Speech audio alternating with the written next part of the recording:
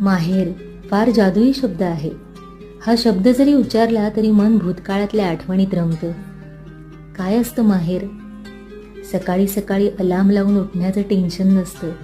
नाश्ता काय, जेवणात काय याचंही टेन्शन नसतं. सकाळी सकाळी गरम गरम आईच्या हातच्या चपातीचा सुगंध आणि चहाचा दरवळ म्हणजे माहेरपणातलं सुख. आपल्या आवडीचे आईच्या हातचे पदार्थ खाणं, गप्पा मारणं, शॉपिंग करणं म्हणजे माहेरपण.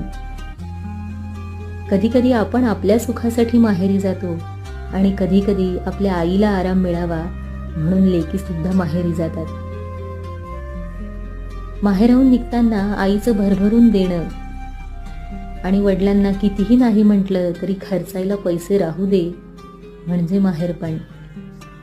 खरंच आई वडील असतात तोपर्यंतच माहेर असतं.